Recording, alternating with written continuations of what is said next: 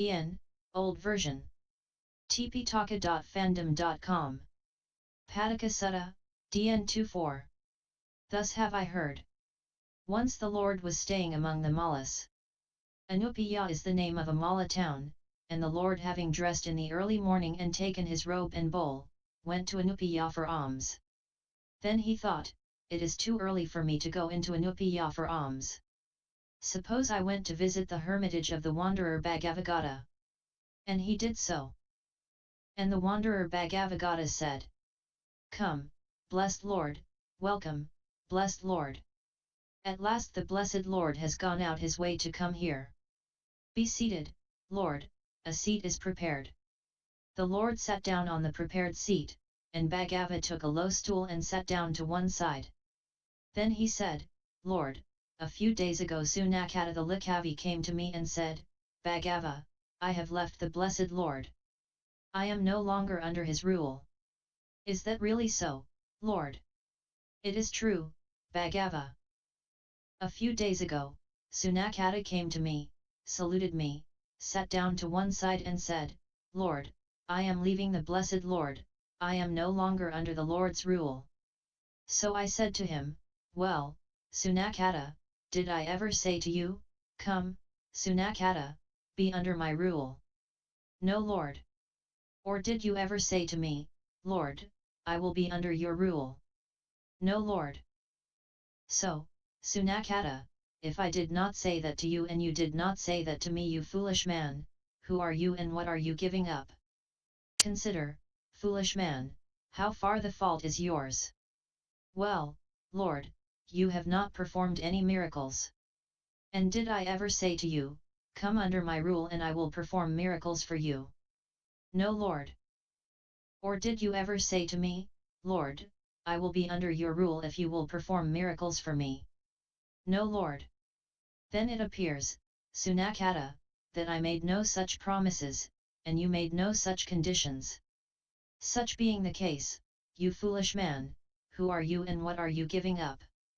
What do you think, Sunakkhatta? Whether miracles are performed or not, is it the purpose of my teaching Dhamma to lead whoever practices it to the total destruction of suffering? It is, Lord. So, Sunakkhatta, whether miracles are performed or not, the purpose of my teaching Dhamma is to lead whoever practices it to the total destruction of suffering. Then what purpose would the performance of miracles serve? Consider, you foolish man, how far the fault is yours. Well, Lord, you do not teach the beginning of things.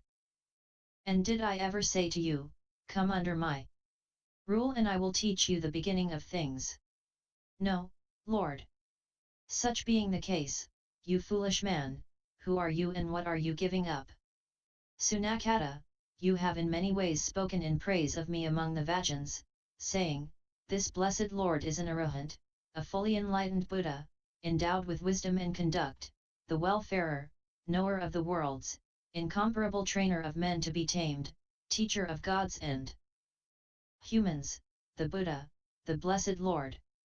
You have in many ways spoken in praise of the Dhamma, visible here and now, timeless, inviting inspection, leading onward, to be realized by the wise, each one for himself. You have in many ways spoken praise of the order of monks, saying, Well trained is the order of the Lord's disciples, trained in uprightness, methodically trained, excellently trained is the order of the Lord's disciples, that is, the 4 pairs of men, the 8 classes of individuals. This is the order of the Lord's disciples, worthy of respect, worthy of homage, worthy of gifts, worthy of salutation, an unsurpassed field in the world for merit. In these ways you have spoken praise of me, of the Dhamma, and of the order among the Vajjans. And I say to you, I declare to you, Sunakkhatta, there will be those who will say, Sunakkhatta the Likavi was unable to maintain the holy life under the ascetic Gotama, and being thus unable he abandoned the training and reverted to a base life. That, Sunakkhatta, is what they will say. And, Bhagava, at my words, Sunakkhatta left this Dhamma and the disciples like one condemned to hell. Once, Bhagava, I was staying among the Kolas, at a place called Uttaraka, a town of theirs. In the early morning I went with robe and bowl into Uttaraka for alms, with Sunakkhatta as my attendant.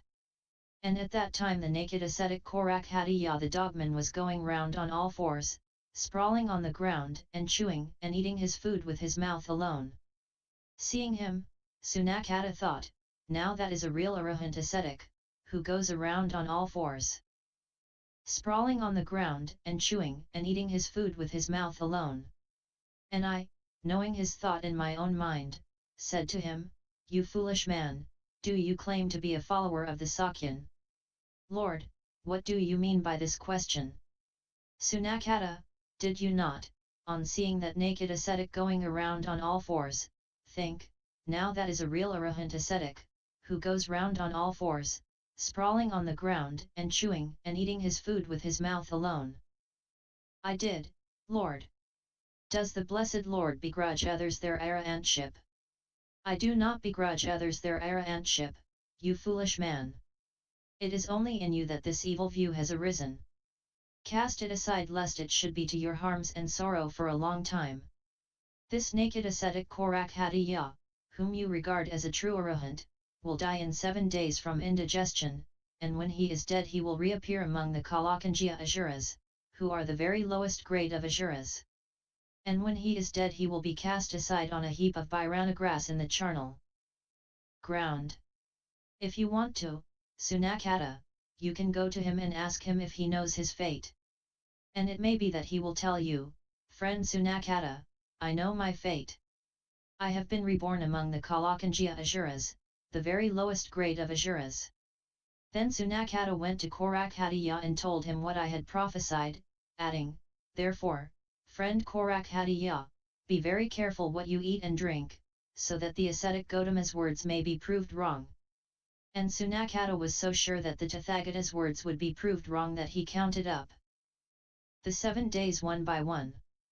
But on the 7th day Korakhatiya died of indigestion, and when he was dead he reappeared among the Kalakanjya Asuras, and his body was cast aside on a heap of Bhairana grass in the charnel ground.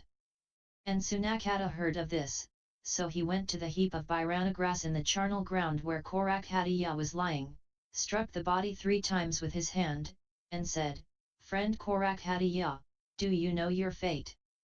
And Korakhatiya sat up and rubbed his back with his hand, and said, friend Sunakkhatta, I know my fate. I have been reborn among the Kalakanjya Asuras, the very lowest grade of Asuras. And with that he fell back again. Then Sunakkhatta came to me, saluted me, and sat down to one side. And I said to him, well, Sunakkhatta, what do you think? Has what I told you about the dog-man come true or not? It has come about the way you said, Lord, and not otherwise. Well, what do you think, Sunakkhatta? Has a miracle been performed or not? Certainly, Lord, this being so, a miracle has been performed, and not otherwise. Well then, you foolish man, do you still say to me, after I have performed such a miracle, well, Lord, you have not performed any miracles? Consider, you foolish man, how far the fault is yours. And at my words Sunakkhatta left this Dhamma and discipline like one condemned to hell. Once, Bhagava, I was staying at Vesali, at the gabled hall in the great forest. And at that time there was a naked ascetic living in Vesali called Kalaramattheka who enjoyed great gains and fame in the Vajan capital. He had undertaken 7 rules of practice: as long as I live I will be a naked ascetic and will not put on any clothes, as long as I live I will remain chaste and abstain from sexual intercourse, as long as I live I will subsist from strong drink and meat, abstain from boiled rice and sour milk, as long as I live I will never go beyond the Udana shrine to the east of Vesali, the Gautamaka shrine to south, the Sadamba shrine to the west, nor the Patikaputta shrine to the north. And it was through having undertaken these 7 rules that he enjoyed the greatest gains and fame all in the Vajan capital. Now Sunakkhatta went to see Kalaramattheka and asked him a question which he could not answer, and because he could not answer it he showed signs of anger, rage, and petulance. But Sunakkhatta thought, I might cause this real arahant ascetic offence. I don't want anything to happen that would be to my lasting harm and misfortune. Then Sunakkhatta came to me, saluted me, and sat down to one side. I said to him, "You foolish man, do you claim to be a follower of the Sakyan? Lord, what do you mean by this question? Sunakkhatta, did you not go to see Kalaramatthaka and ask him a question he could not answer, and did he not thereupon show signs of anger, rage, and petulance? And did you not think, I might cause this real arahant ascetic offense? I don't want anything to happen that would be to my lasting harm and misfortune." "I did, Lord." "Does the blessed Lord begrudge others their arahantship?" "I do not begrudge others their arahantship, you foolish man. It is only in you that this evil view has arisen. Cast it aside, lest it should be to your harm and sorrow for a long time. This naked ascetic, whom you regard as a true arahant, will before long be living clothed and married, subsisting on boiled rice and sour milk. He will go beyond all the shrines of Vesali, and will die having entirely lost his reputation." And indeed, this came about. Then Sunakkhatta, having heard what had happened, came to me, and I said, "Well, Sunakkhatta, what do you think? Had what I told you about Kalaramatthaka come about or not? Has a miracle been performed or not?" And at my words Sunakkhatta left this Dhamma and discipline like one condemned to hell. Once, Bhagava, I was staying at Vesali in the gabled hall in the great forest. And at that time there was a naked ascetic living in Vesali called Patikaputta, who enjoyed great gains and fame in the Vajan capital.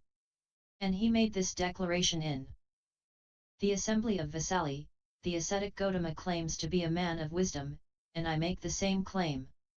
It is right that a man of wisdom should show it by performing miracles. If the ascetic Gautama will come halfway to meet me, I will do likewise.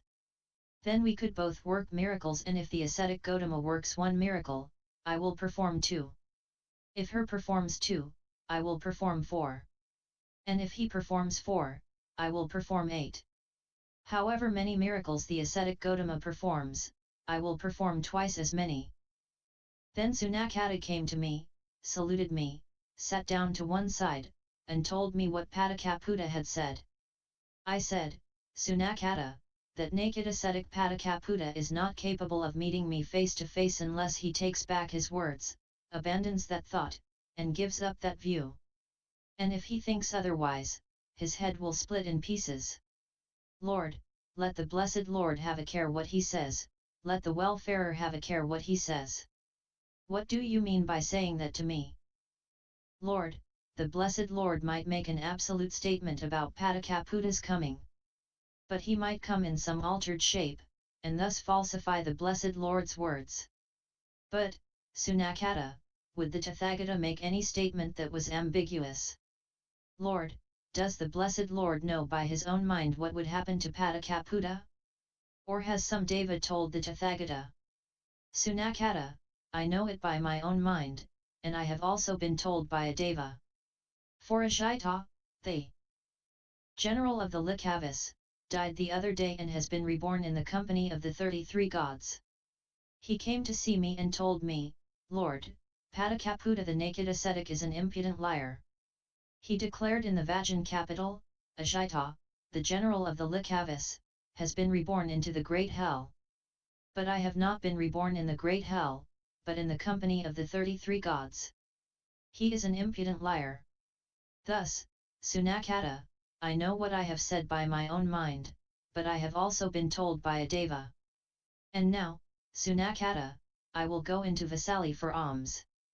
On my return, after I have eaten, I will go for my midday rest to Patikaputta's park. You may tell him whatever you wish."